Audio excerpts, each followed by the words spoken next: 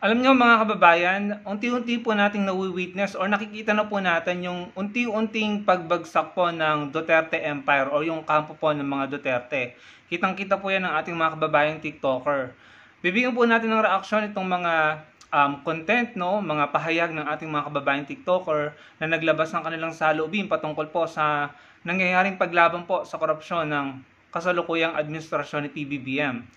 Pakinggan po natin si Madam Maria Sangria at saka po si Sir Oragon at pag-usapan po natin yung kanilang mga pahayag dito. Ito na po. So recently, no, according kay DILG Secretary Remulla, meron talagang mga kulungan na nakahanda para sa mga mananagot sa flood control projects sa lahat ng mga involved sa nakawan sa DPWH. So we're waiting for that. So this is a sign na talagang si PBBM seryoso sa sinusulong niya, no. He wasn't joking when he said, mahiya naman kayo at kailangan may managot. And he said, hindi siya aalis ng pwesto na wala talagang mananagot. And I truly believe na paninindigan niya talaga yung sinasabi niya. Kaya tamo recently yung mga Duterte Black magwawala na. Si Sara putak ng putak, putak ng putak. Actually, itong si Sara, no, hindi na siya umaate talagang normal. Tumatagal ng tumatagal, lumalabas yung pagiging baliw niya, no. Tapos lutang siya, yung parang, imagine, nagkakaroon tayo ng presidenteng ganito. Hindi mo malaman kung sa direction lagi yung mga sagot niya, iba sa mga tanong. Tapos wala siyang ginawa kundi PBBM. Walang ginawa, walang tinrabaho, walang ano, ganito, ganyan. Iyon lang ang kaya niya sabihin. Pero may minsan ba, may sinabi siya about her achievements. Ngayon, ito pa isa. Itong mga magkakapatid na Duterte na to, walang ginawa kundi banatan yung mga na-involved sa flood control. Yung mga magnanakaw. Itong si Congressman Romualdez, sila blah blah blah, all of those. Pero may minsan ba itong mga to nagpaliwanag sa mga ninakaw nila? Itong si Sara Lustay, walang ginawa kundi i-front yung mga alipores niya para lang hindi matuloy yung impeachment. Itong si Pulong, minsan ba nagpaliwanag siya doon sa ninakaw ng bilyon-bilyon? Unbelievable, no? And we have to remember, no? During yung hearing ni ex-president Duterte sa Quadcom, dineclare niya meron daw siyang 5 billion. So kailangan niya paliwanag yun. Diba? Naglalabas sila ng salin. Imagine mo actually I wasn't aware na ito palang Duterte admin, no? Yung past admin, na tinanggal pala nila yung paglalabas ng salin.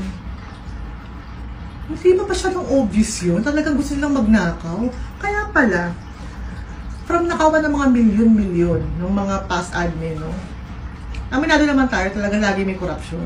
Pero pagdating nitong Duterte, nung umuputong si Rodrigo Duterte, grabe, bilyon-bilyon na ng transaksyon ng mga nakawan. Grabe talaga sila kasugapa, diba?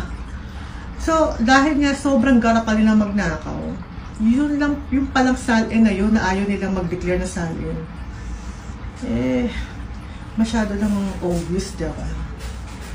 At magpapaniwala ba tayo dito sa mga diskaya na ayaw nang mag-testify?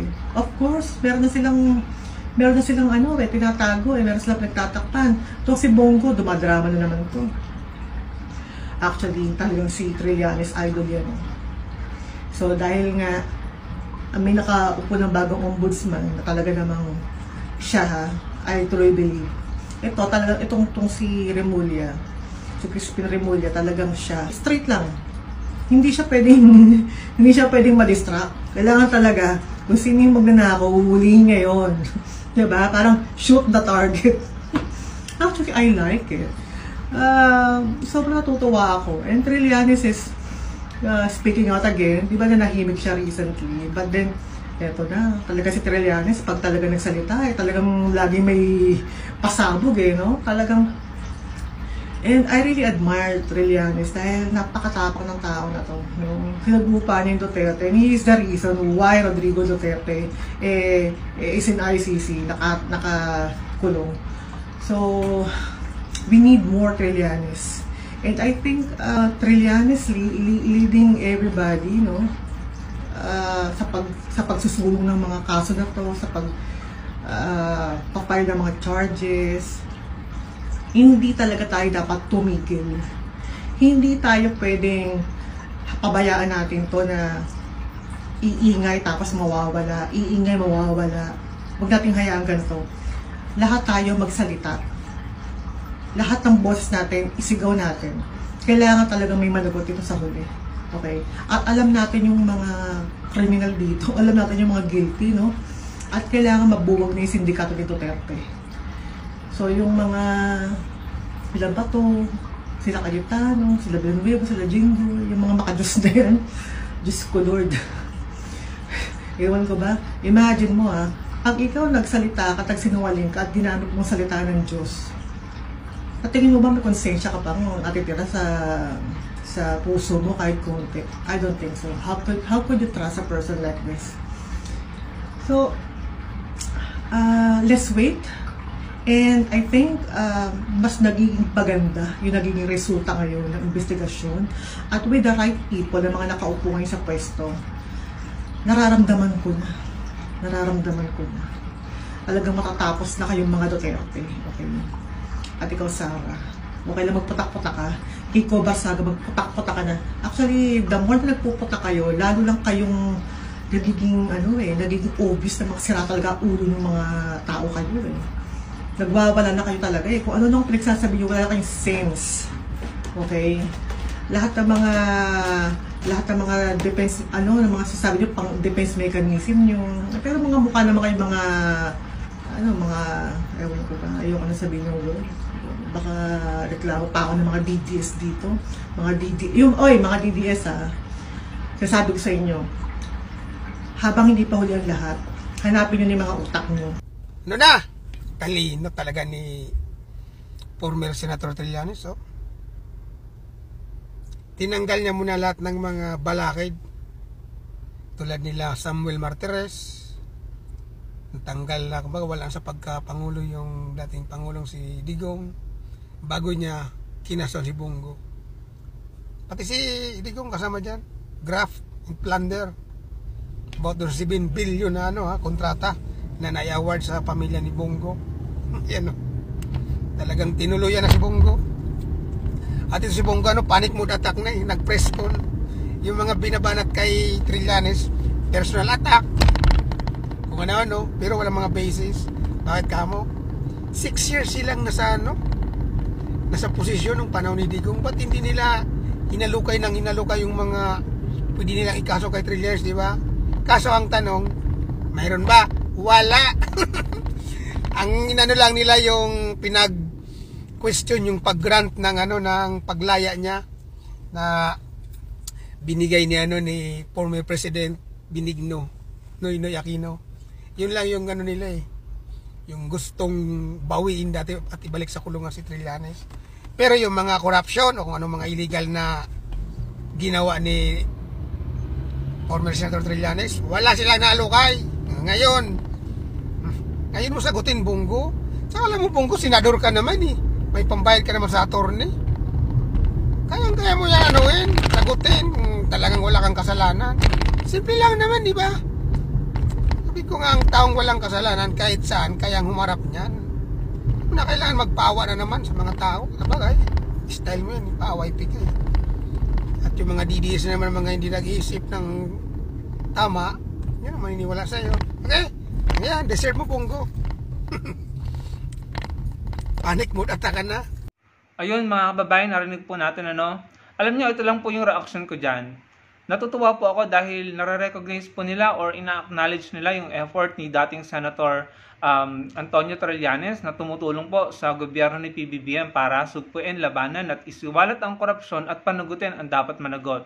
Maraming salamat sa kanilang dalawa dahil na-recognize nila, na-appreciate nila dahil talagang sobrang sakripisyo po yung ginagawa ng mama.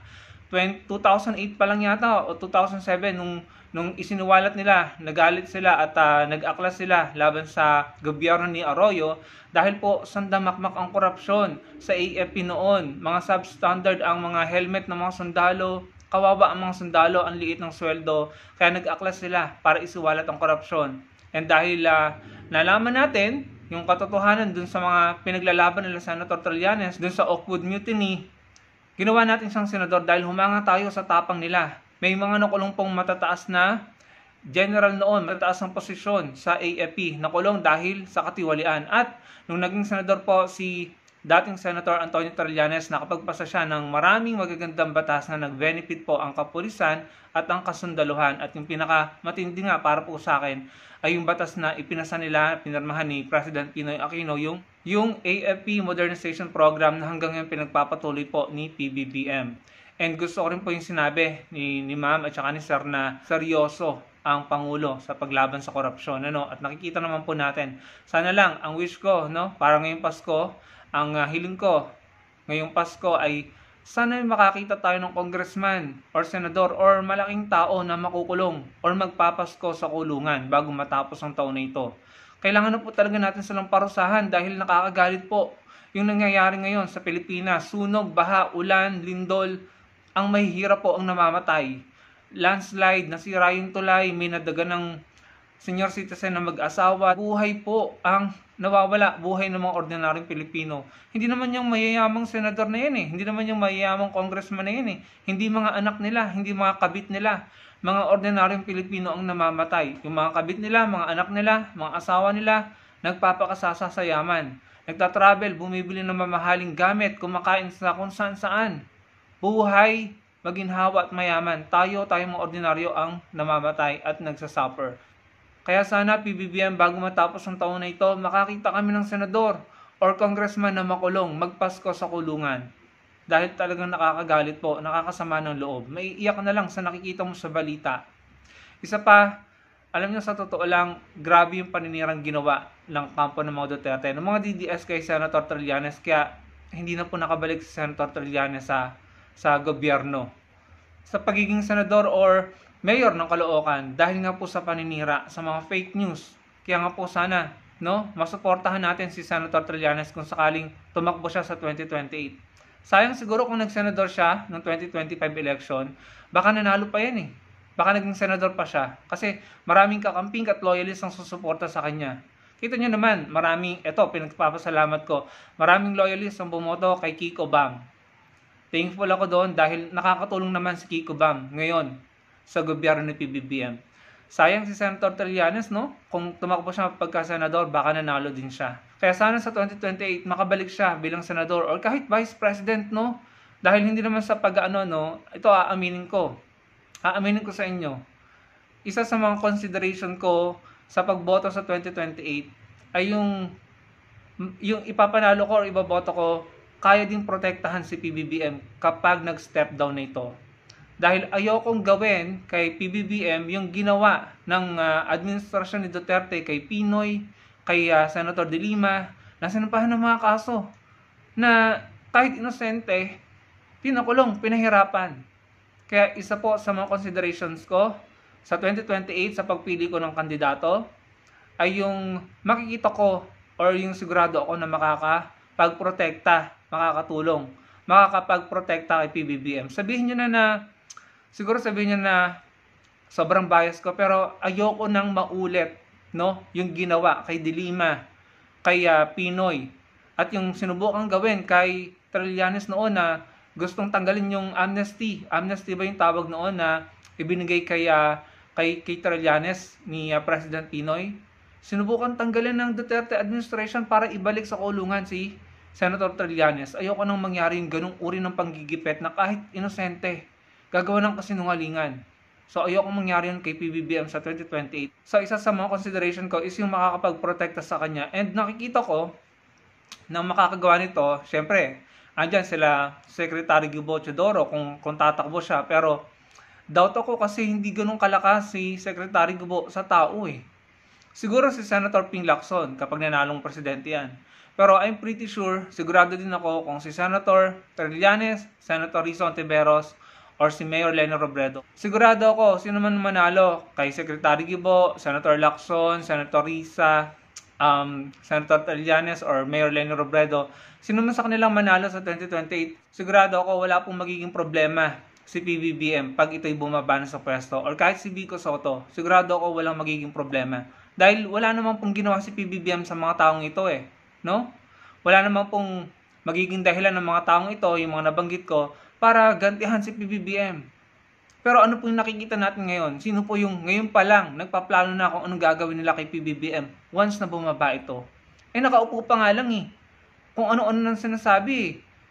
Yung mga pinapanood ko sa inyong mga video na dinidetalye kung anong gagawin sa katawan ni PBBM, ganun na po ka-morbid or kalagim na yung iniisip nila na gusto nilang gawin kay PBBM. Nakaupo pa yan What more pa pag nag-step down yan?